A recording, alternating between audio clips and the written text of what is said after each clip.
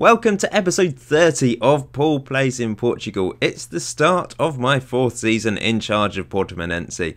And I'd just like to start off by apologising for the lack of videos over the last couple of weeks in regards to this series anyway. There's 3 reasons why there's been a lack of videos. Firstly, I uploaded the Bryan Brothers experiment, and that was very popular, and I was trying to get videos out as quickly as possible, to the detriment of this series, unfortunately. Secondly, we've been decorating downstairs over the last few days, and that's taken up most of my time. I've not really had time to edit videos, if I'm honest.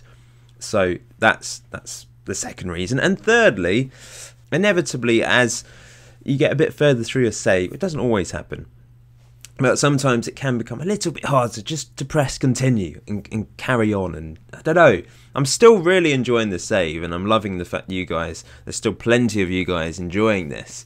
But this is going to be the last season, the 4th and final season of Paul Plays in Portugal. I just feel like the time has come to wrap it up a bit. But we're going to enjoy our last season. We're going to enjoy Champions League football this season. Try and retain our league title as well. It's going to be a challenge, because I still wasn't given very much money in the summer to spend on players and increase the wage budget and all that jazz. Pretty much the same as last season when we finished in the Europa League place. And so it's going to be really tough. I mean, last season we couldn't get out our Europa League group, so it's going to be even more unlikely in the Champions League. It could be detrimental to our league form, just like last season. Especially as I haven't really been able to increase the size of the club, and because of trying to get through to this point, the start of the 4th season, because I want to get a video out to you guys, I've not really focused on the summer that much with decorating and other things going on. I've just sort of whizzed through the summer, not spent as much time as I wanted on transfers, and that's not great, I know. Maybe I should have just explained and had a week off from the series and focused on the summer. But I kind of just wanted to get through to the start of the 4th season, if I'm honest. I usually enjoy pre-season, but this year I didn't. I let my assistant take control of the friendlies, and it just was a bit of a struggle. I'm just being honest with you. But I'm going to try and be as positive as possible for this season. I'm really looking forward to Champions League football and trying to retain that league title, which we remarkably won last year, quite comfortably so in the end. But as you can see, I've managed to get Franco Lopez back on loan. I did try and put a bid in for him, but I just didn't have the money to buy him. His value's gone up. They wanted something like 6 million because of his performances for us over the last 2 seasons, but I have still managed to get him on loan. He's 22 now. I'm surprised they're not just trying to sell him to a European club, but 300k for the year. We've never had to spend money on him before, but I think he's worth it. He fits our system brilliantly, and he is our top goal scorer over the last 2 seasons, so he has been brilliant. Quite simply brilliant. I've also managed to get 2 players on loan, but let's first of all have a look at David Silva. I've signed David Silva, Spanish legend. He's 34 years old. He'll be 35 in January, halfway through the season. But he's still quality. Look at that, 19 passing, 19 vision. Obviously, physically, pretty appalling. But I think as an advanced playmaker, which I don't think he can't play as an attacking midfielder. He just doesn't have the physical attributes. But if I play him as an advanced playmaker behind Lopez, it might work well, or perhaps on the left-hand side even. But yeah, I think he can do a good job for us in this last season of this save. There was no point signing loads of youngsters, ones for the future, because this is the last season. I might as well just focus on trying to get some quality. And he's got Champions League experience. He's obviously a Manchester City legend. Didn't play for them at all last year. Played in the reserves, in fact, for them last year.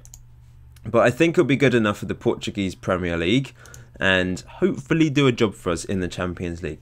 And I've also, like I said, I've signed 2 players on loan from PSG, 2 fullbacks. First of all, a backup left back for Luciano. Possibly could be first choice. We'll have to wait and see. He signed for PSG for £1.7 million from Uruguay. Looks a decent player, but he's not quite as good as Luciano. He didn't have a very good first season with us, but I'm going to keep the faith with him. He's only 20 years old, so we do have to bear that in mind. And secondly, Alec Georgian, who is 21-year-old right back on loan from PSG as well.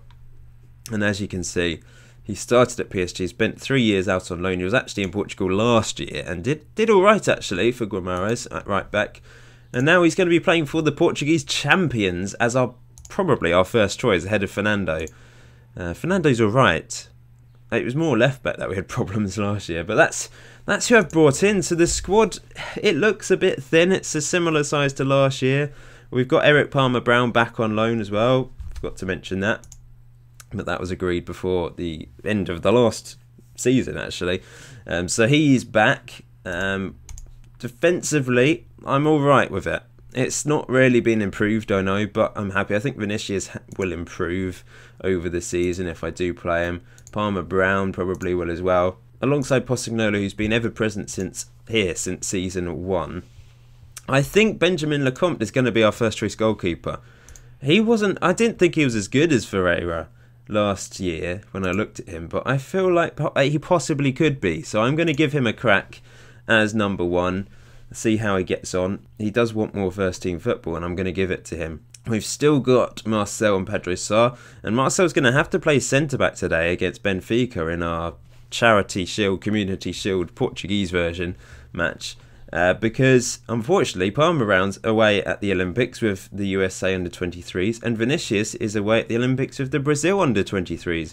Karubo is ineligible because he's playing for the under-20s. Nakajima is away with Japan at the Olympics, and Encarnacio is also playing for the under-20s. So we've got a bit of a thin squad. I'm having to put Nani on the bench, who's actually still injured. And yeah, this is a big match. We've only ever beaten Benfica once. We want to get revenge for that cup final loss. I still haven't learned anything. I'm still going with the same formation. Maybe I'll change the instructions a little bit, the mentality at the start of the match. But yeah, I've not really learned, have I? I'm just stubborn. I'm determined to beat Benfica with this. It beats everyone else. It beats Porto. It beats Sporting. It beat Napoli. I just can't beat Benfica. And it's very annoying. As you can see, pre-season was easy. I played this match myself. We won 10-0. I let my assistant take control of the other matches. He wasn't quite as good as me, if I'm honest. But I suppose I did have probably the easiest game of all, playing a local rival. Well, local team. I'm not sure they're rivals. Unidos de Portimao. We're obviously from Portimao, so it is a local team. Anyway, I don't think there's anything else to really mention. I'll just quickly show you the finances. That's the final financial situation of the club. We're in a pretty healthy position considering we've qualified for the Champions League. Money-wise, in regards to transfers, we've still got 710k to spend, and quite a bit left in the wage budget. It's just I can't find a player for that much that is going to be a good enough player for a Champions League team. I can't sign someone for 710k, expect them to slot into the team and be brilliant. It's just not going to happen. It's not enough money to make a difference to this squad, so I'm happy to just stick with what we have. I can't find any players that will be better than what we have. So there's just no point signing players if they're not going to be better or add something to this team. We've got enough cover in every position, I feel. So I'm relatively happy with the squad. I just wish they'd just given me 10 million or something to spend, and then I could have brought in a quality player, maybe a Portuguese player as well, which would have been nice. Looking at the club, we've now got 3.5-star national reputation, obviously qualified for the Champions League there. Nakajima's our key player still, despite dropping off at the end of last season. Lopez has been promoted to vice-captain despite only being on loan. Postignolo is captain. We don't really have many influential players in the team anymore. I am only on the favoured personnel. I feel like I should be... I mean, if I won the league, if a manager won the league with Portimonense in real life, they would be considered a club legend, I think. Pessoa is considered a club legend, as you can see there. Why am I not? I know I've only been here, this is my 4th season, but I've won the league! And the cup as well. Last season, 2 seasons ago now. A bit annoying. Franco Lopez is on the favoured personnel, as is Stanley, by the way, which is why I've not sold him. Also, I wouldn't get any money from him. I've considered selling Bruno Tabata because he's worth £3 million. He's wanted by... he was wanted by a couple clubs previously, but if I sell him, am I going to bring in a player good enough? And the board won't give me all the money of that sale either, so I just feel like there's no point selling him. Let's get on with our first match of the season then and try and pick up a trophy, even if it doesn't really mean very much. We've got Aves on the first day of the season. Of course, we did lose against them on the last day of last season in the league, so it would be nice to get revenge against them as well. And Porto very soon into the season. Benfica. I mean, it's a tough start to the season. I'm actually going to play these games behind the scenes, and we're going to focus on the Champions League for the first half of this season. So the next few episodes will be Champions League matches, because it is huge, the fact that we have managed to qualify. It really is very impressive. Anyway, as you can see, that one solitary win against Benfica is a long time ago now, and we've drawn against them once, and they've beaten us 7 times. No matter what team they put out against me, there's almost no point even trying. I could just park the bus, but we've been relatively decent defensively against them. We just can't seem to score, and it's very, very frustrating. And we're without Nakajima today, so Bruno Tabata is going to play left wing. The rest of the team kind of speaks for itself. David Silva starts on the bench for us, and maybe can come on at the end and influence the result with a bit of creativity, hopefully.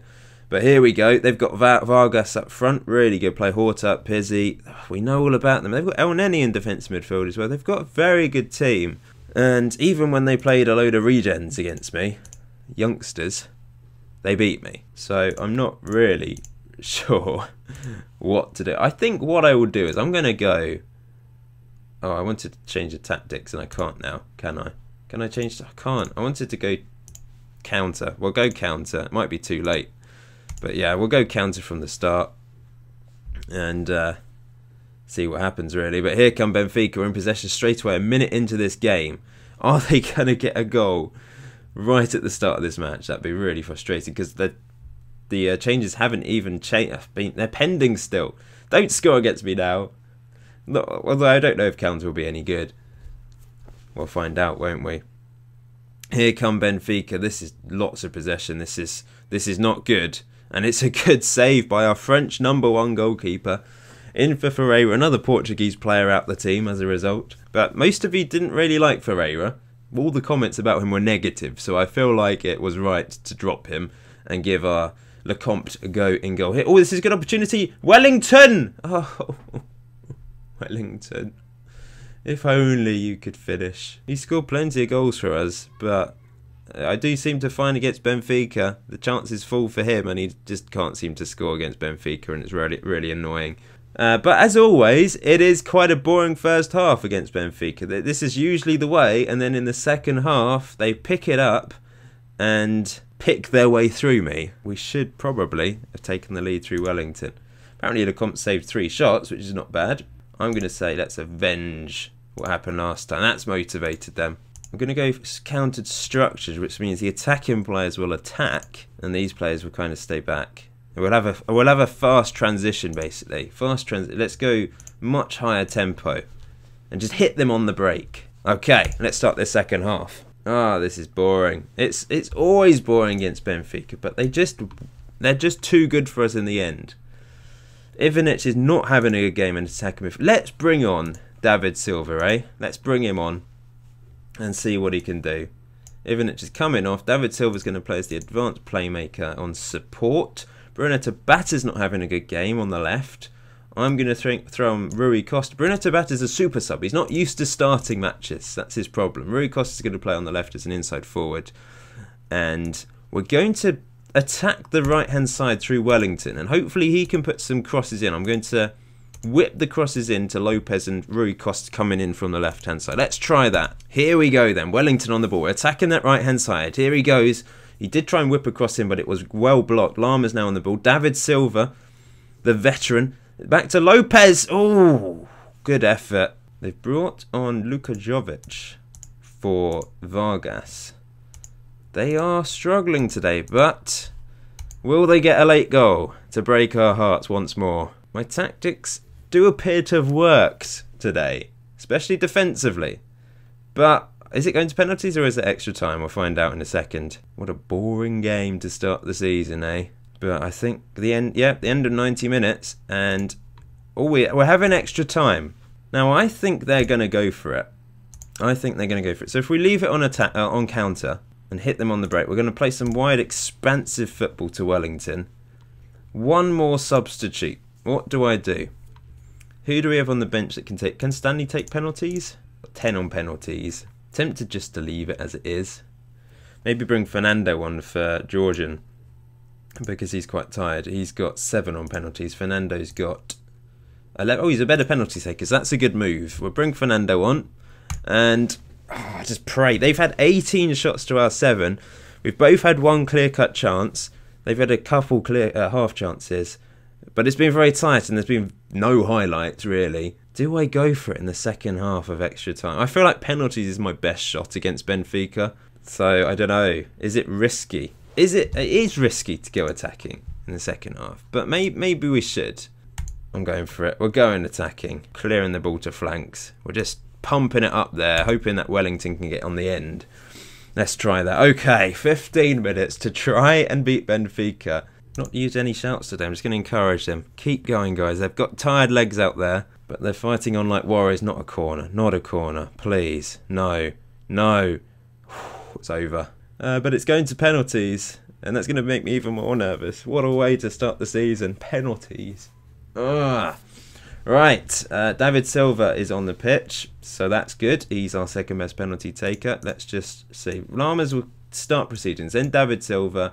Then I'm going to go with Lopez, Fernando, and then the possible 5th one, which would be Rui Costa. And then I think I'll just let the computer decide after that. Let the football manager gods decide. Come on, Lamas. We don't have the best penalty takers in the world on the pitch. Here he comes. Bruno Lamas. Goal. We've drawn against Benfica. I think this counts as a draw, even if we lose. Oh, Lecomte saves it. Ferreira doesn't save penalties. Maybe Lecomte is a penalty saver. He's already saved one more than Ferreira ever has, I think. Up steps David Silva. David Silva. Goal. 2-0. They've got the penalty in hand, though, of course. And up steps El Neni, the Egyptian. Can he score? Lecomte, oh, he got a hand to it. He probably should have kept that out. 2-1. Come on, Lopez, don't let me down. My Argentinian wizard. You beautiful man, come on. Oh, what was that? That is the worst penalty I've ever seen in my life. I was complimenting you. How did he do that? I mean, a 4-year-old would do better than that. Up steps Pizzi and makes it. Oh no, it's straight down the middle again. We're still 2-1 up. Lifeline for Lopez, thanks to Lecomte. Lots of alliteration there. Fernando, up steps the Portuguese right back. Can he score? Come on, Fernando. Oh, what? Blasted over the bar. These penalties are awful. And Jovic can equalise for Benfica. Lecomte, save me again, please. Jovic. Oh, he saved it. He's a hero. 3 penalty saves. I think I just spat. Sorry. This is it. This is the one, and it's Rui Costa who can win it for us. I think this is the deciding penalty, isn't it? If he scores, we've won, surely. Come on, Rui Costa. Please, please, end this miserable penalty shootout. Come on, come on. He's done it! We've won! We've beaten Benfica! Oh my, I'm so relieved. We beat them on penalties. It doesn't really count, but I'm counting it. We've beaten them. Finally. It doesn't really matter this. I'd have rather it in the actual cup final, but still, this is... I'm just so relieved. I'm so damn relieved. Oh, what a way to start season 4. I'm pumped now. I know it's only penalties, but it shows my squad is still up there, if not better, this season. And Lecomte is a hero. 3 penalties saved in that penalty shootout. What a legend. So I go into the season feeling really, really happy. And we're taking on Alves in our first game away from home. We've then got Porto at home, Firenze, then Benfica again, then Belenenses. And we're going to take on whoever in our first Champions League match. It could be anyone. It really could. Well, it couldn't be anyone. It couldn't be Barnsley unless they've had a miraculous rise through from the Championship to the Premier League, of course, but I very much doubt that. It's these are the teams involved. We're going to try our best in the Champions League. We're probably going to come short in the group stage, but I'm going to give it my all. Anyway, thank you for watching today's video. Please hit that like button for the start of Season 4 of Paul Plays in Portugal. I'll see you in episode 31.